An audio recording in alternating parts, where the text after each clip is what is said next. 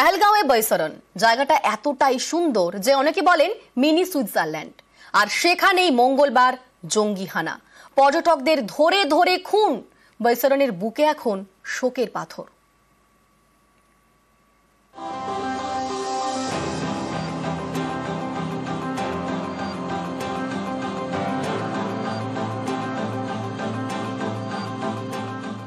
পাহাড়, জঙ্গল আর পাহাড়ি নদী, সবুজে ঘেরা উপত্যকা। মনে হবে ইউরোপের কোনো দেশ, কিন্তু তা নয়। এটা ভারত, দক্ষিণ কাশ্মীরের বৈশরণ। এর সৌন্দর্যে মুগ্ধ হয়ে অনেকেই বলেন মিনি সুইজারল্যান্ড। এই মিনি সুইজারল্যান্ডই রক্তাক্ত হয় মঙ্গলবার।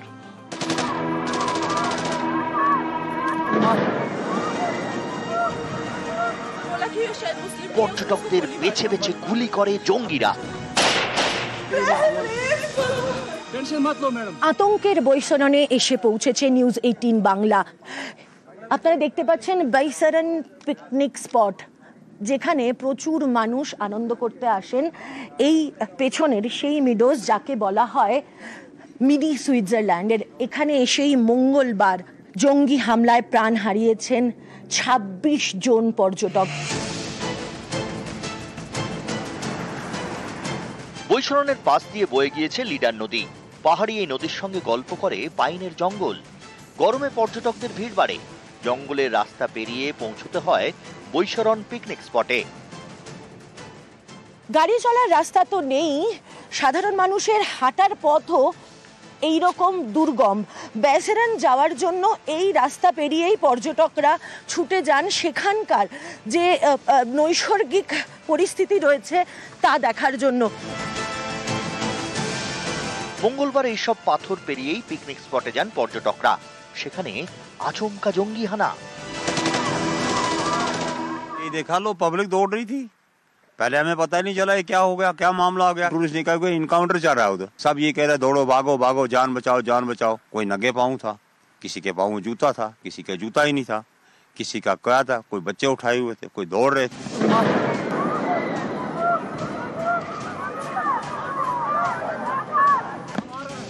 জঙ্গিদের গুলিতে একের পর এক পর্যটকের মৃত্যু। কেউ কেউ কোনো রকমে পালিয়ে প্রাণে বাঁচেন।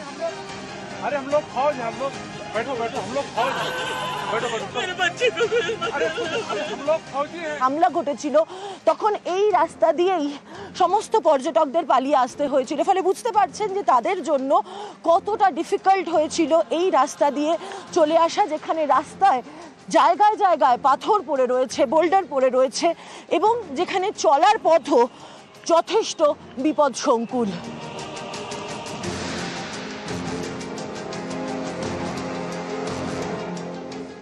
মঙ্গলবার দুপুরে জঙ্গি হানা, একের পর এক পর্যটকের মৃত্যু। বৈশরণ এখন যেন শোকে পাথর। পিকনিক স্পটে মোতায়েন রয়েছে বাহিনী। পাশের পাইন জঙ্গলে চলছে কড়া নজরদারি।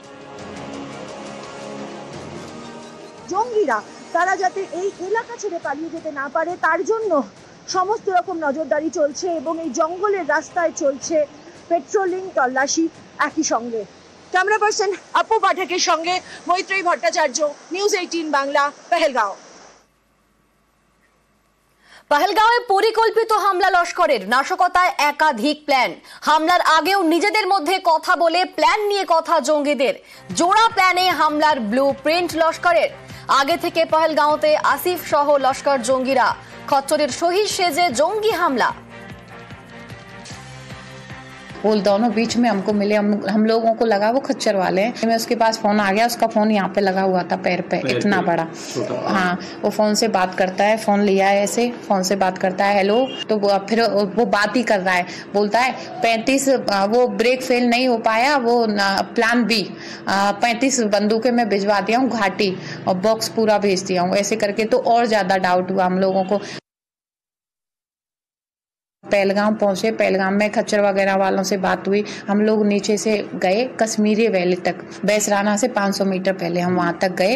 तो वहां पे हम लोगों की बात हुई। एक आदमी था, उसकी सेविंग थी, जो अभी स्क्रैच जिसका जारी हुआ है उसको हम पहचान रहे हैं। वो दोनों बीच में हमको मिले, हम लोगों को लगा वो खच्चर वाले हैं। কাশ্মীর হামলায় চিহ্নিত জঙ্গি আসিফ, পহেলগাঁও হামলার মাথায় আসিফ, মহিলা পর্যটকের মোবাইলে জঙ্গির ছবি, নাশকতার মাঝেও সাহসী একতা। হামলার সময় পহেলগাঁওয়ে একতা তিওয়ারি, শহীদ সেজে একতার কাছে জঙ্গি আসিফ, মোজা থেকে ফোন বের করায় সন্দেহ, বিপদ বুঝেও আসিফের ছবি তোলেন একতা। একতার সাহসিকতায় বড় ব্রেক থ্রু। हमसे वो पूछता है आपका नाम क्या है, मैंने कहा मेरा नाम एकता है। बहुत नॉर्मल तरीके से बात कर रहा था। हमसे वो बार बार बोल रहा था आप कुरान पढ़े हो कि नहीं, कुरान पढ़ो। मैं बोली वो तो उर्दू में है, मैं कभी नहीं पढ़ी हूँ, मुझे उर्दू नहीं आती। तो बोले हिंदी में भी है, वो हिंदी में पढ़ो। ये फोटो हम लोगों ने लिया है, ये वाला, यही हमसे कुरान की बात कर रहा था और यही मेरे से ये बोला था कि आप कितने लोग हैं आपके साथ, हिंदू हैं कि मुस्लिम हैं। तो मैंने झूठ बोला था कि मेरे साथ जितने भी लोग आए वो मुस्लिम आए, क्योंकि मेरे को इसके इरादे सही नहीं लग रहे थे। तो मैं अपने पति से इशारों से की उसकी फोटो लेने के लिए। উরির বদলায় সার্জিক্যাল স্ট্রাইক, পুলওয়ামার প্রত্যাঘাতে এয়ার স্ট্রাইক। এবার পহেলগাঁওয়ের নাশকতার পর কিভাবে জবাব দেবে ভারত? ভয়ে ঘুম ছুটেছে পাকিস্তানের।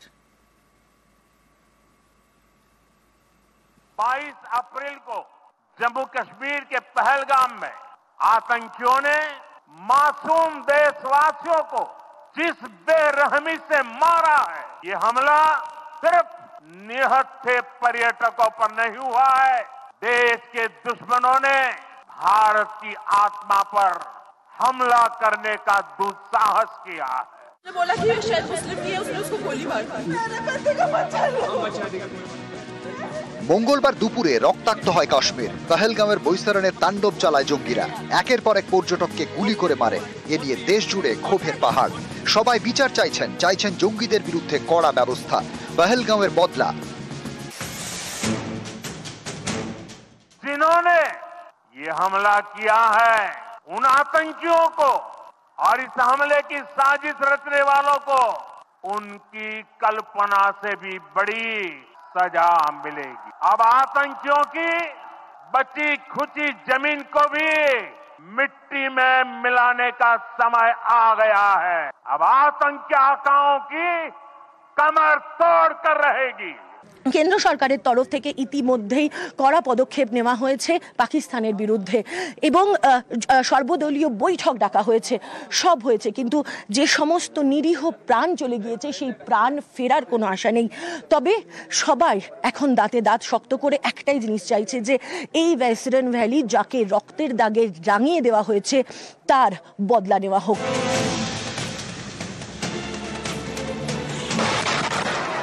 ভারত অহিংসায় বিশ্বাসী, নিজে থেকে কখনো কারোর উপর হামলা চালায় না, কিন্তু কেউ হামলা করলে তাকে যোগ্য জবাব দিতেও ছাড়ে না, একথা হাড়ে হাড়ে জানে পাকিস্তান। 2019 সালের 14 ফেব্রুয়ারি পুলওয়ামায় সিআরপিএফ কনভয় উড়িয়ে দেয় জঙ্গিরা, প্রাণ যায় 46 জন জওয়ানের। এর বদলা নিতে 26 ফেব্রুয়ারি বালাকোটে এয়ার স্ট্রাইক করে ভারতীয় সেনা। 2016 18 সেপ্টেম্বর উরির সেনা ছাউনিতে হামলা চালায় জঙ্গিরা, 19 জওয়ানের প্রাণ যায়। এর বদলা নিতে সে বছরেরই 29 সেপ্টেম্বর সার্জিক্যাল স্ট্রাইক। জঙ্গিদের ঘরে ঢুকে তাদের খতম করা হয়। এবার পহেলগাঁওয়ের বদলা কোন পথে, এ নিয়ে দেশ জুড়ে জল্পনা।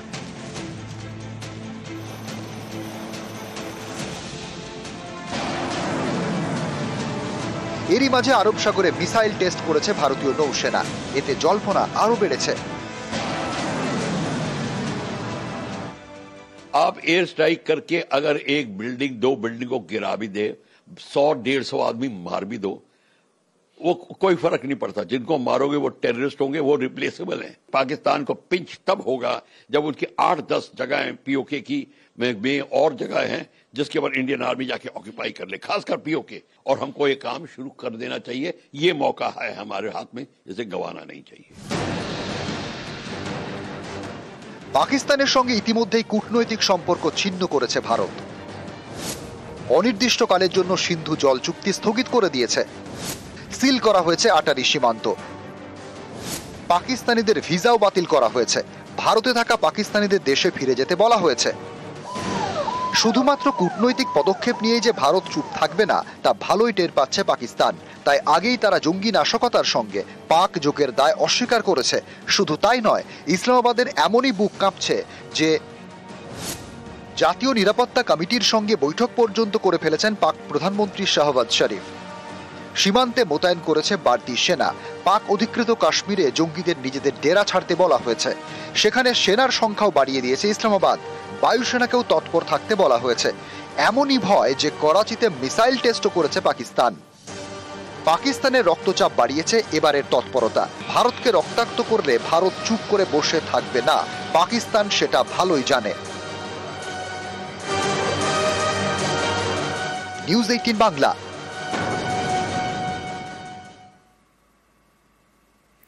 জঙ্গি হামলার প্রতিবাদে ধর্মত্যাগ, পহেলগাঁওয়ে হামলার প্রতিবাদে ইসলাম ত্যাগ শিক্ষকের। উত্তর 24 পরগনার বাদুড়িয়ার শিক্ষক সাবির হোসেন। ধর্ম জেনে পর্যটকদের হত্যার প্রতিবাদ সাবিরের। ধর্মহীন হয়ে থাকতে চান স্কুল শিক্ষক সাবির। আমি সাবির হোসেন।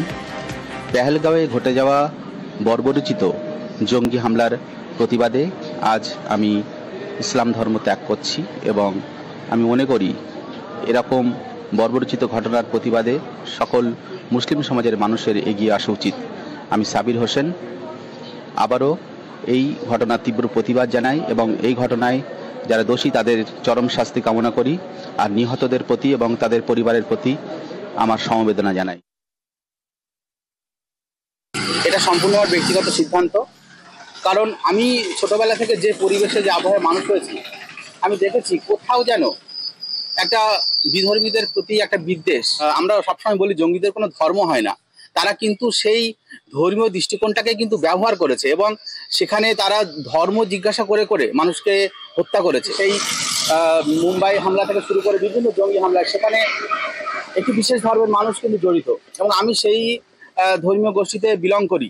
এটা আমি সত্যি লজ্জিত বোধ করছি নিজেকে। রাস্তাঘাটে, অফিস আদালতে আমি একজন শিক্ষক, আমি যেখানে যাই আমাকে এই প্রশ্নের সম্মুখীন হতে হয়। অন্তর থেকে একটা পীড়া অনুভব করছি। সেই আত্মগ্লানি থেকে আজকে আমি এই সিদ্ধান্ত নিয়েছি। আশা করি আগামী দিনে আমি সম্পূর্ণ সরকারিভাবে এটি সিলমোহর দিয়ে নিজেকে ধর্মহীন ঘোষণা করতে চাই এবং আমি মনে করি আগামী পৃথিবীটা হোক ধর্মহীন মানুষের পৃথিবী, যেখানে কোনো ধর্মের বাধা নিষেধ, জাতি ভেদ, প্রথা কোনো কিছুই থাকবে না। মানুষের পরিচয় হবে শুধুমাত্র মানুষ।